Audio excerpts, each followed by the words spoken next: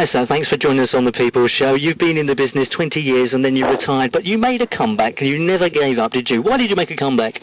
Well, I finally made a comeback because I was asked by Sir Anthony Tippett of Great Ormond Street Hospital, well, he used to be Chief Executive of Great Ormond Street Hospital, to come out of retirement to actually throw down a challenge to children in hospital, well, for children in hospitals, for kids all over the country to come out and devise various events, use their own initiative during the summertime, from April to August, September.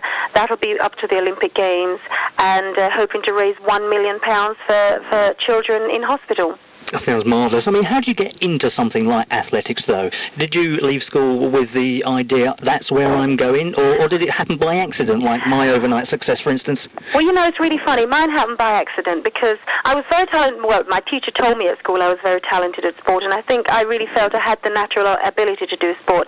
And having conquered high jump, long jump, hurdles, all these other events, the only one that I wasn't good at was javelin throwing. But there's one girl there called Noreen Morgan, and she was tall and lanky, and for some unknown reason, I don't know why, we called her Noggin. But anyway, the thing was, she was the best at that event. So one lunchtime, I put up a challenge to her, or well, we more or less put it up together and said, look, you know, we on sports day, I want to win, and she wanted to win. So I said, look, you know, let's train for the whole week, and then at the end of the week, we'll have a competition and see who wins. And the one who wins would have to buy the chips for the rest of the week. Do you remember chips when you get it in newspaper and pull out one by one? I remember. And so, I mean, in them days, you know, what chips were like the thing for school dinners. And so... and those Wimpy burgers, don't forget them. Well, no, it was chips at that time, because it was lovely pulling it out of the newspaper with the salt and vinegar. It was wonderful. And, of course, you know, then you only had Top Shop money. And so the thing is, lucky old me wanted to get that, and, you know, I like food. I went and won. And from there, I qualified for the sports day to represent my house, and then my house colours in school, and I won that, which qualified me for the county, and then I won the county, which then I went on to represent the England junior team from there. And because my main intention at that time in life was that I really wanted to travel, when I had that first international, my first ticket outside the Midlands, where I lived for all my teenage years, I just clung to it.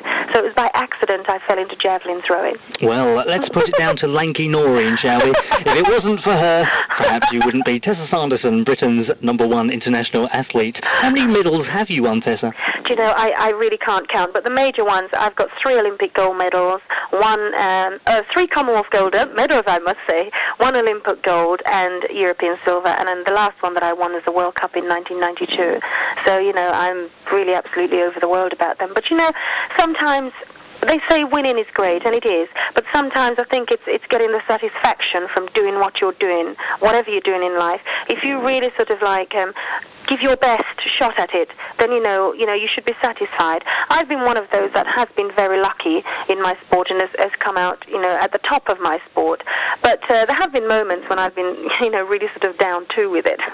An inspiration to everybody, and also an inspiration to children as well. You've been working very closely with them, haven't you? Absolutely. I do a lot of work with children's charities, and at the moment I'm patron of the Starlight Express Rooms, which is going to be opening in December in Wales, and what I had to do was raise like £100,000 to build a room on next door to Landock Hospital, so the kids can go in there and get just play games, every computer games, whatever, without being treated, and it looks absolutely fabulous, things like that. But I enjoy sort of doing the charity work, and sometimes they are very taxing, and they do take up a lot of time, but somebody's got to do them, and they are good fun. The Variety Club of Great Britain I've been working with since 1977.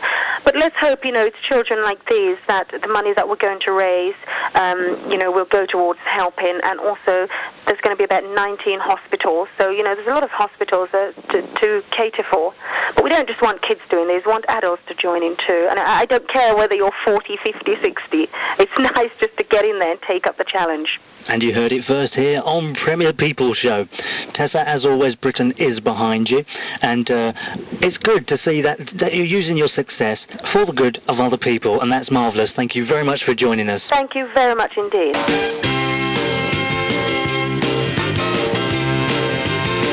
Hi, I'm Desiree. Join me soon on The People Show. Hey gang, I'm Mr. Motivated. Join me real soon on The People's Show. Say yeah. Hello, this is Chaz and Dave, and join us soon on The People Show for a little bit of yep, rabbit, yep,